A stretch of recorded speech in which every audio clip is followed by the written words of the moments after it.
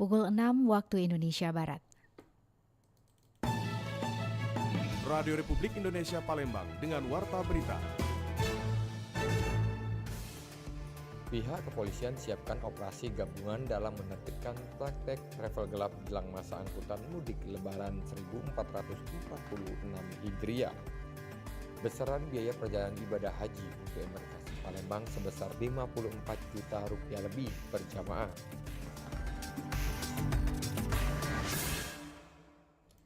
Itulah di antara informasi yang kami hadirkan pagi ini, edisi Selasa 4 Maret 2025 yang dihimpun tim redaksi RRI Palembang. Bersama saya Esi Armisi, kita mulai dengan informasi yang pertama.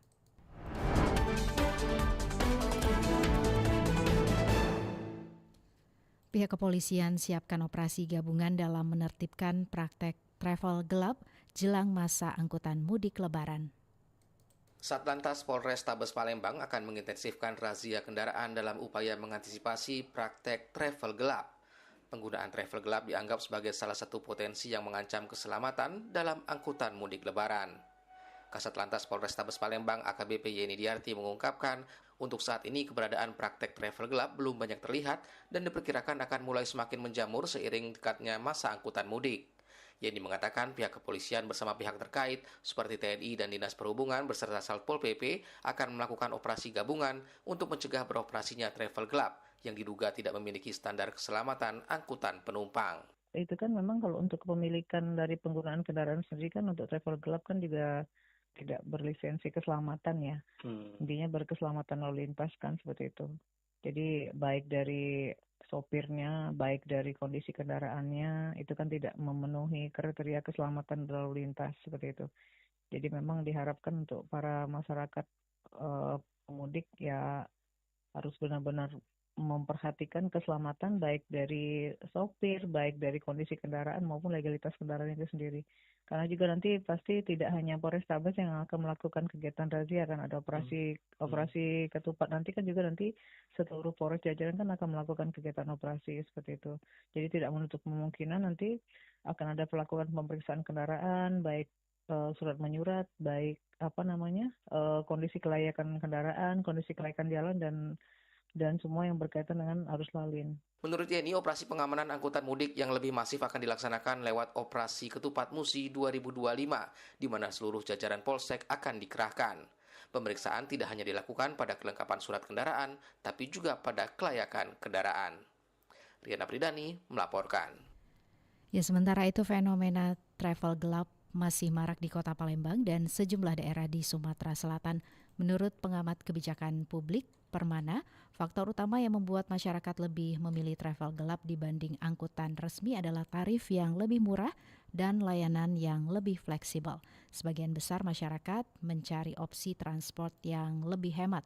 Selain itu, travel gelap biasanya menawarkan layanan antar hingga ke depan rumah.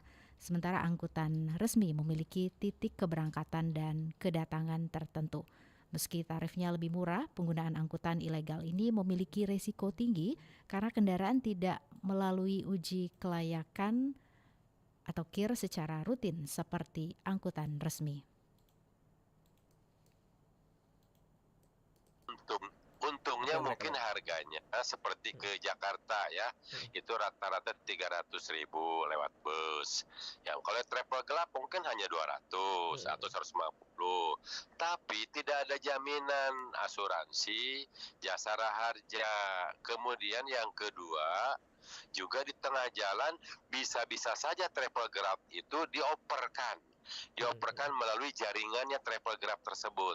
Nah, operan ini tidak ada jaminan keselamatan. Kita bawa barang, bawa keluarga, bawa anak. Jadi berpikirlah masyarakat, lebih baik dibeli di agen-agen yang resmi, mahal sedikit, tapi sebetulnya tahun ini adalah mendapatkan keringanan dari pemerintah. Itu sudah janji Presiden Prabowo kepada jajarannya Kementerian Perhubungan dan Kepolisian. Jadi saya menghimbau kepada masyarakat, jangan menggunakan taksi-taksi gelap yang tadinya mau untung menjadi buntung. Itu mungkin. Ya, pemerintah dan pihak berwenang sebenarnya telah berulang kali menghimbau masyarakat agar memilih transportasi legal demi keselamatan. Namun daya tarik biaya murah dan layanan yang lebih praktis membuat travel gelap tetap diminati. Menurutnya solusi jangka panjangnya bukan hanya sebatas penegakan hukum tetapi juga peningkatan layanan angkutan umum resmi agar lebih kompetitif. Nah, pendengar, terkait informasi tersebut kita simak tanggapan masyarakat berikut.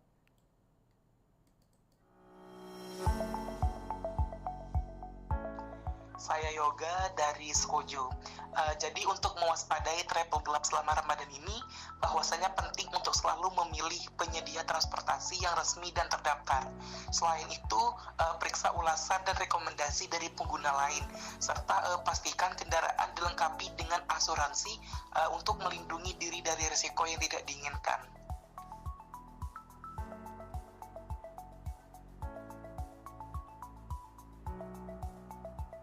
Saya Arumi dari Pelaju, karena banyak resiko yang mengintai. Jadi travel ilegal ini seringkali tidak memiliki izin resmi dan juga kendaraan tuh jadi kurang terawat. Dan juga sopirnya itu mungkin tidak berpengalaman.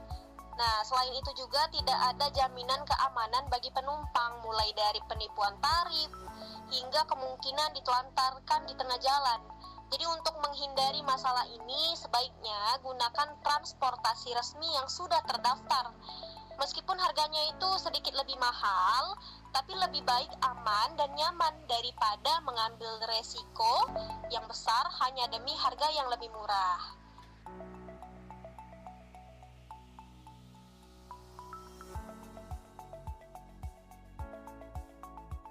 Saya Aldi Mahendra dari Indralaya. Travel gelap ini tentu saja sangat marak sekali, apalagi dekat-dekat waktu Lebaran seperti ini. Dan tentu saja cara untuk mengatasinya itu ada beberapa cara. Menurut saya itu yang pertama, kita cek dulu, karena kendaraan yang statusnya itu travel gelap itu sangat kelihatan sekali. Contohnya seperti biasanya dia kendaraan pribadi, dan juga dari luar itu kelihatan tuh biasanya tidak layak jalan dan juga banyak kerangka-kerangka yang rusak dan yang keropos gitu. Itu bisa menjadi salah satu acuan menentukan bahwa mobil tersebut travel tersebut adalah travel yang travel gelap atau bukan gitu. Baik pendengar, terkait persoalan travel gelap, apalagi di bulan puasa menjelang arus mudik Lebaran, kami sampaikan wawancara reporter Nova Ariana bersama Ketua Komisi 4 DPRD Sumatera Selatan, M. Yansuri. Baik, Pak M. Yansuri selaku Ketua Komisi 4 DPRD Sumatera Selatan. Pak, ini kan bulan Ramadan ini kan marak nih travel gelap. Dan juga menjelang tentunya menjelang angkutan arus mudik 2025 ini. Nah, seperti apa Pak pengawasan dari DPRD Sumatera Selatan? Apa? Travel gelap. Travel gelap. Iya, kan banyak nih yang marah. Kita dari Komisi 4 kayak mana Pak? Ada enggak kita? Yang pada prinsipnya kan setiap pelanggaran undang-undang dan aturan itu menyalahi. Tapi ada kemungkinan apakah itu mereka sendiri pihak berwajib dalam ini dinas perhubungan dan lantas pun tidak tahu persoalan itu. Biasanya setelah marak, kalau kalian beritakan marak, biasanya baru ada tanggapan. Nah, Lebaran ini ya makin semarak yang gelap ini. Kami juga kami ada rencana kunjungan nengok jalan tol itu. Persiapan Lebaran. Jalan tol mana Pak? Termasuk jalan tol Kayu Agung itu yang nggak benar teruskan, yang lain kan udah sip galau kan. Kemarin kan katanya jalan tol Palembang Banyuasin Betung itu kan di tahun kemarin kan sudah oleh Kapolda kan sudah cuman ternyata tidak terpakai di arus mudik tahun kemarin Pak. Nah, karena belum selesai 100%. Ya, nah untuk karena tahun ada ini kan beberapa sengketa tanah. Kalau kredit macet kayak mana Pak kalau terjadi kredit? Di Mangkualam yang belum ada tanah apa itu lagi di ini kan itu. Oke.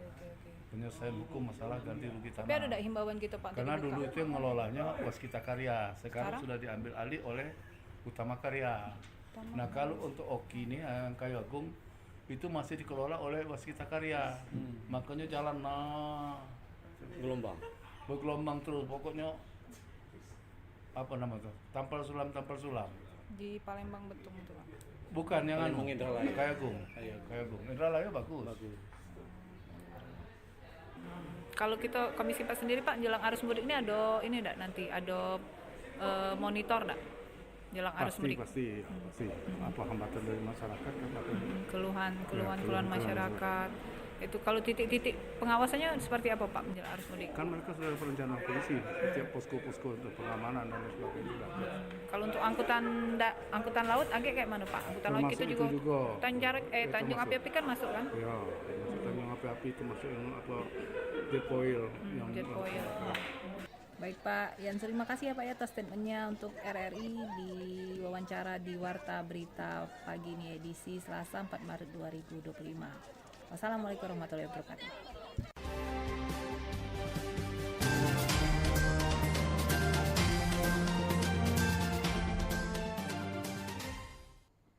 Besaran biaya perjalanan ibadah haji untuk embarkasi Palembang sebesar Rp54 juta lebih per jamaah.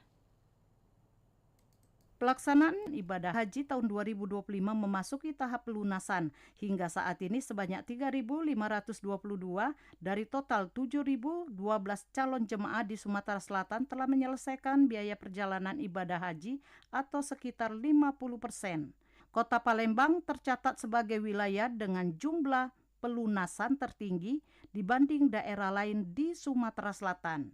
Ketua Tim Kerja Pendaftaran dan Dokumen Haji Reguler Kemenak Sumatera Selatan Fikri Setiawan menjelaskan bahwa tahap pelunasan berlangsung sejak tanggal 14 Februari hingga 14 Maret tahun 2025 dan jika hingga batas akhir masih ada jemaah yang belum melunasi, masih akan dibuka pelunasan tahap kedua. Untuk yang melunasi sudah berjumlah 3.522 orang, terdiri atas 3.459 jamaah reguler dan 63 jamaah lansia. Untuk akhir pelunasan itu pada tanggal 14 Maret 2025. Jadi kami harapkan bagi jamaah yang sudah keluar istitoahnya agar segera melunasi ke Bank BPS BPH, kemudian langsung melapor ke Kementerian Agama Kabupaten Kota di tempat jamaah itu berdomisili. Ditambahkan Fikri Setiawan, untuk pelunasan tahap kedua diperuntukkan bagi calon jemaah yang mengalami kendala sistem saat tahap pertama, penggabungan mahram pendamping jemaah lansia atau disabilitas serta jemaah cadangan. Sesuai keputusan Presiden nomor 6 tahun 2025 tentang biaya haji, besaran biaya perjalanan ibadah haji untuk embarkasi Palembang ditetapkan sebesar Rp54.411.751 per jemaah. Sementara itu pemberangkatan kloter pertama jemaah haji tahun ini dijadwalkan pada tanggal 2 Mei tahun 2025. Lamsihar Silitonga melaporkan. Selama Ramadan, DLHK Kota Palembang pastikan sampah akan meningkat. Dinas Lingkungan Hidup dan Kebersihan Kota Palembang memastikan akan terjadi peningkatan sampah jelang dan memasuki bulan suci Ramadan tahun ini. Hal tersebut diungkapkan Kepala Bidang SLB 3 Dinas Lingkungan Hidup dan Kebersihan Kota Palembang, Andika Marta Dinata.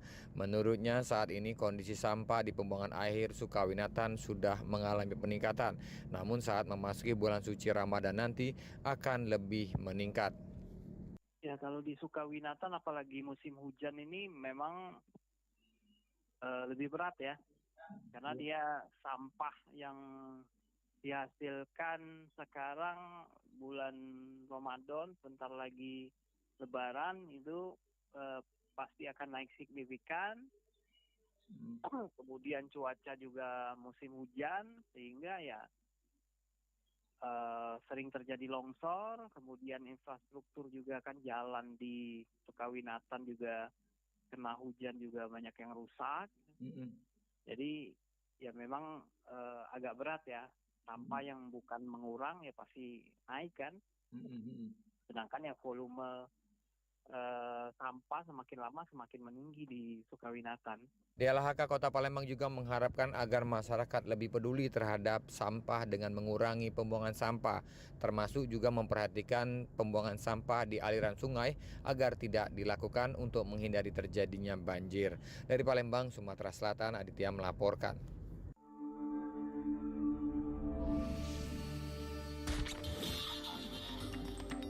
Berita daerah Radio Republik Indonesia Palembang.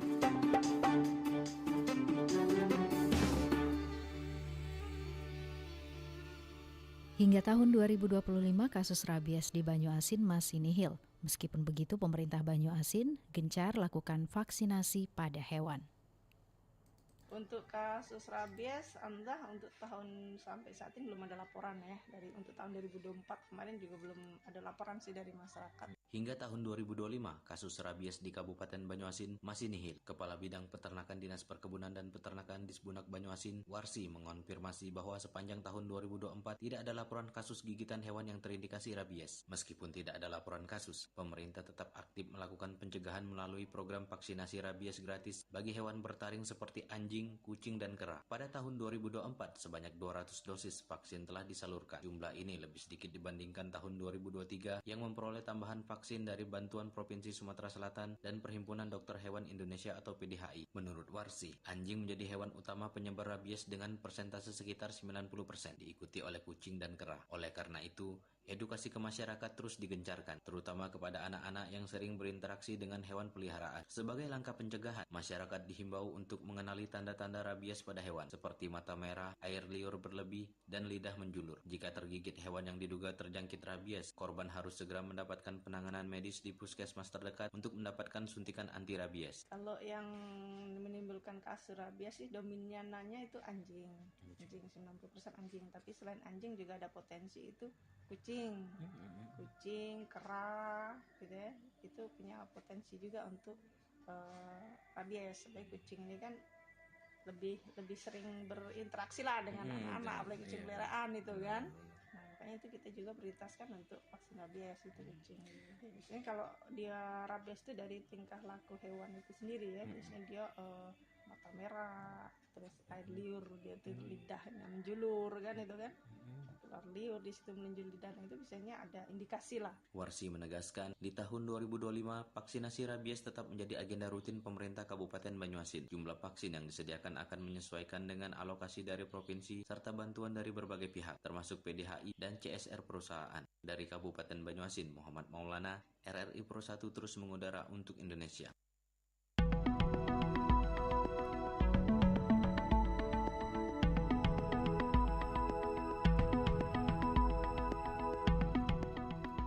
Sekian Warta Berita Produksi Radio Republik Indonesia Palembang. Sebelum berpisah, kami sampaikan kembali topik berita aktual pagi ini diantaranya. Pihak kepolisian siapkan operasi gabungan dalam menertibkan praktek travel gelap jelang masa angkutan mudik Lebaran.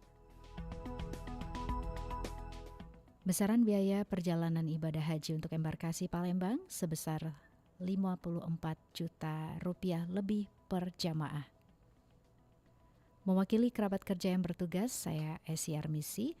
Sampai jumpa.